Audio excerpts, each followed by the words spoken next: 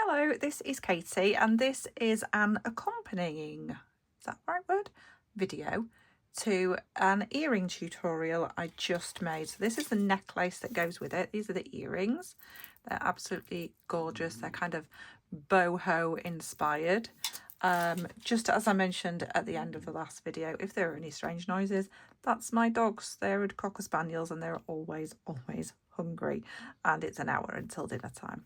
So if you've got this far and you've stuck with me, thank you so much for joining me. Don't forget to like and leave me a comment on this video. Don't forget you can subscribe, and if you click the bell, select all, you will not miss any of my videos. Thank you so much for joining me. My name is Katie. I'm a jewellery designer. I've been doing this for quite a lot of years now. How long will it be? About 12 years now. And this particular project is from my monthly subscription. It's from my Relax and Craft box. So you'll be able to see a little video from a few days ago of me unboxing that. So this is my cord necklace. And all I've done is create this knotted design, really random, didn't measure anything apart from the length of this. So to thread, I'm using a big eye needle. So it's just a needle, it's just like a twisted wire, and it has a big eye in it. So you can just thread through. Let's just get a little bit of thread off here. This is the beautiful cord that came with the box. So when you get these boxes, you get everything you need. So even the needle came with it.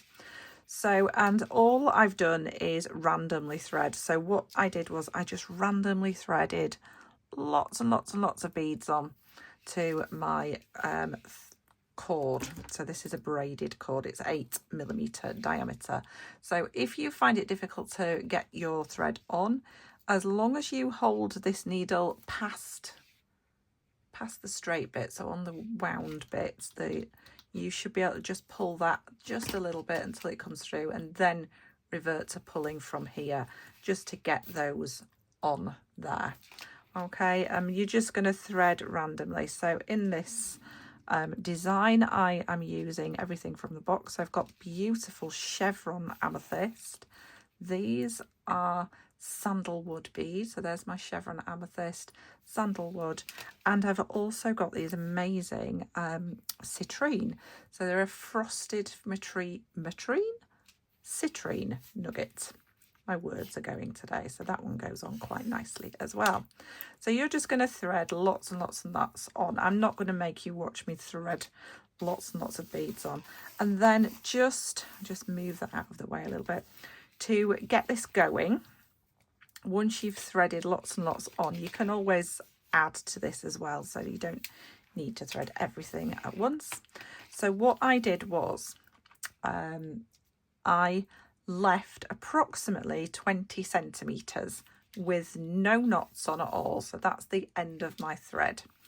Then I tied a knot, so just a simple overhand knot, pulled it nice and tight, and that is where my beads started. So I'm just going to pull that one down and I'm going to start knotting. So just really simply, I'm only going to go through this once because it's super simple. There's no measuring in between your beads. You can just put them exactly where you want them, but we don't want them to slide around, so we put a knot at each end. So to tie the knot at the other end, what you're going to do is you're going to bring the tail end through like so, because we are still connected to our reel over here, just to make sure we're not wasting any thread. I've got quite a big loop on there. I'm going to bring it a little bit smaller, but before I tie it up, I want that knot to be as close as is possible. So I'm going to use a knotting awl, so something like this, or sometimes they look like this. And what you're going to do is you're going to put your knotting awl or a pin, things like this you can use, a T-pin, just a nice strong pin, not a bendy pin.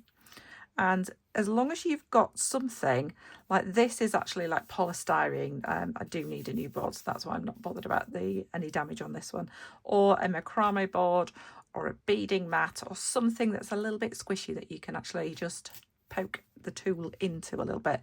Now I'm kind of angling it away from me.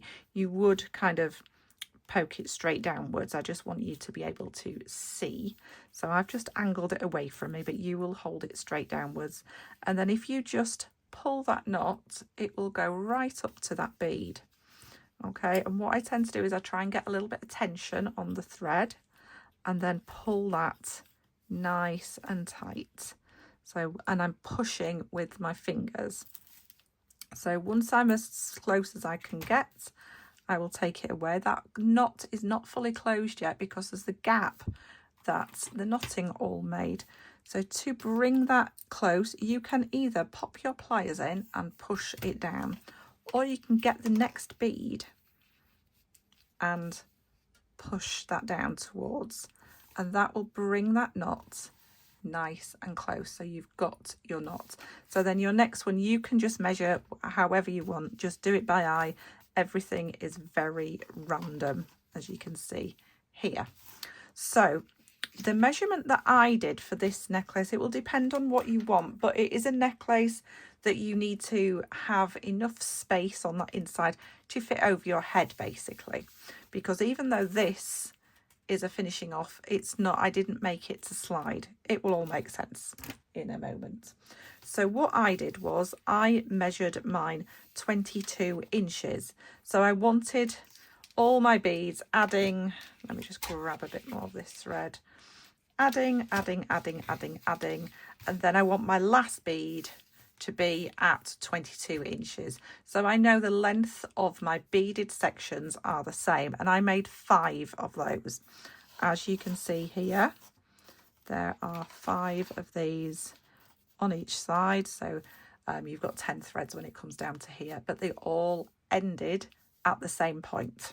Okay, so that's how you're going to set up your strands. And then when you've got all 5 strands, you can just simply tie a knot with all of the strands at each end, and that will just finish that off. So the knot's not quite up to there, so I've made it a tiny bit longer still, and then I'm just adding that little bit more length. Now this will go over my head, so before you put this section in that I'm going to show you in a second, make sure that the length of the will go over your head, because even though this is kind of classed as a sliding clasp, I don't want it to slide.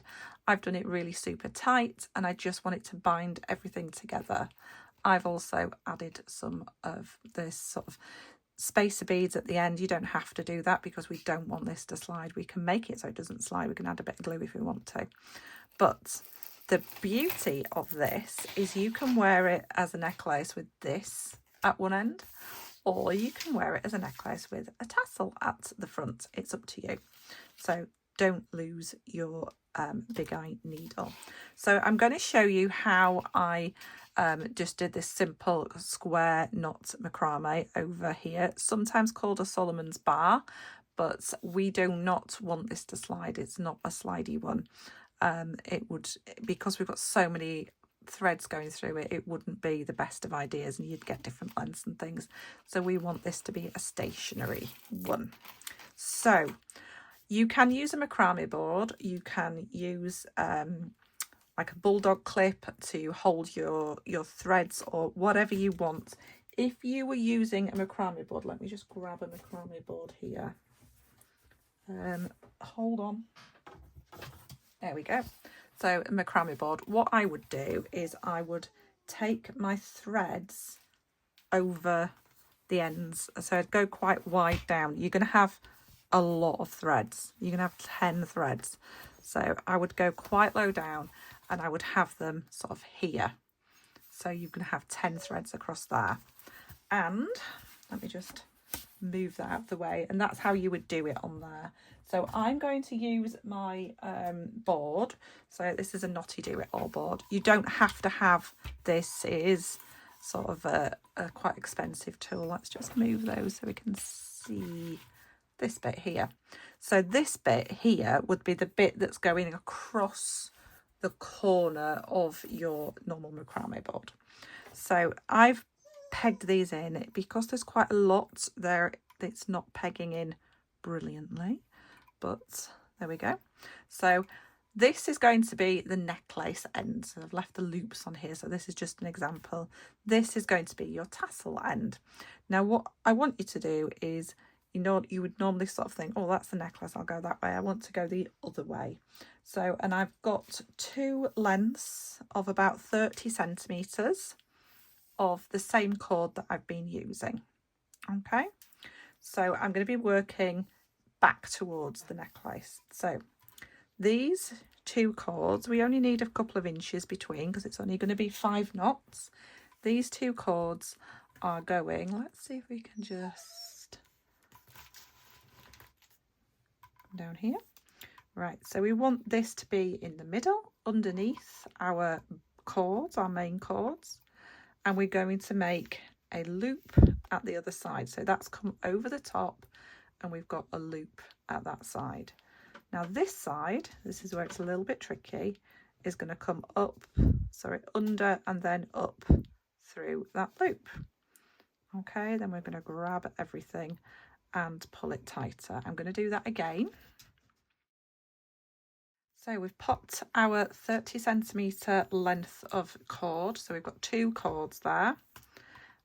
Underneath our 10 lengths of thread here, we're going to make a loop at one side. We want to be working in the middle. We're going to come over the top of the threads that we just took over and then under and up through that loop with both of those.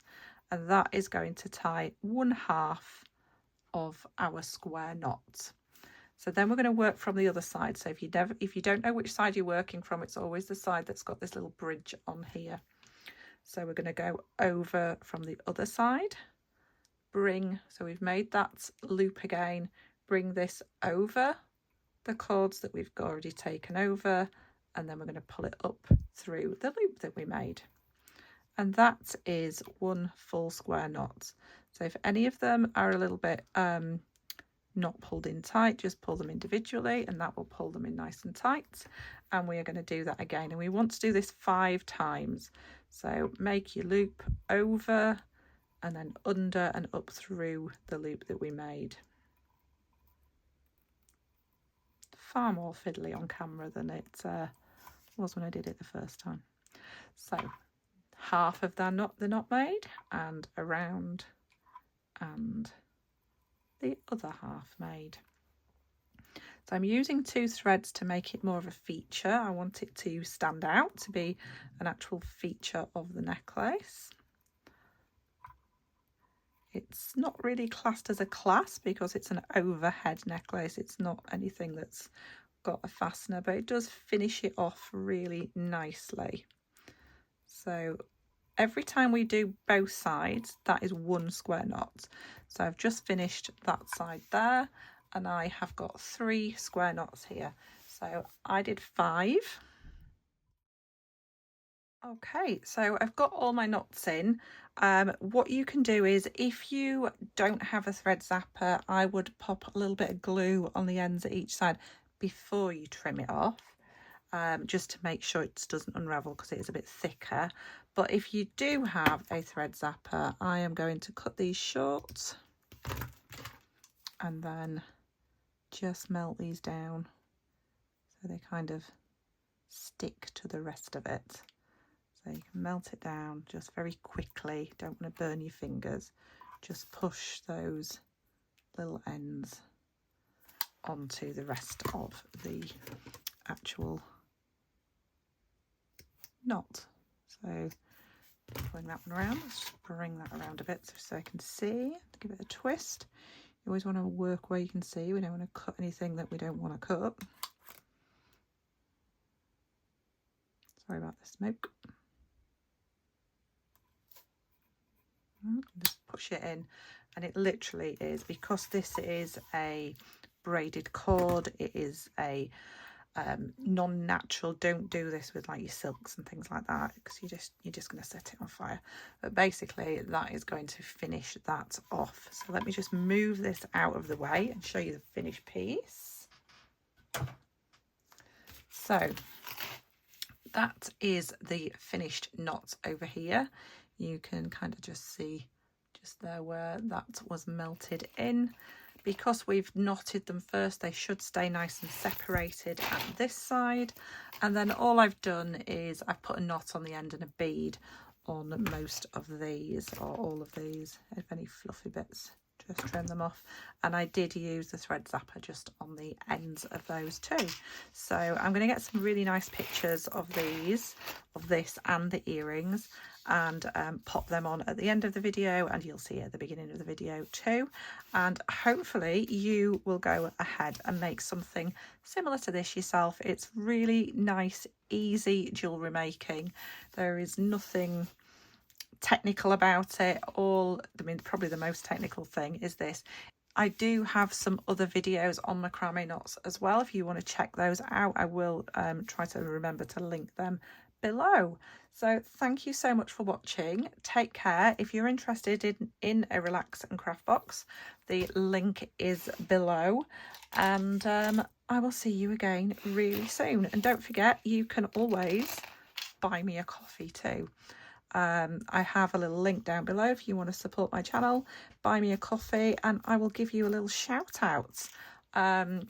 Unless I get millions of people buy me coffee, then I probably wouldn't have time to shout out everybody, but I would definitely, it's something that I've just started, so I will definitely give somebody a shout out. Buy me a coffee, leave me a little note, and I would super appreciate that, because I want to be able to continue growing my channel and making lots and lots more videos just for you guys. Thanks so much, and I'll see you soon.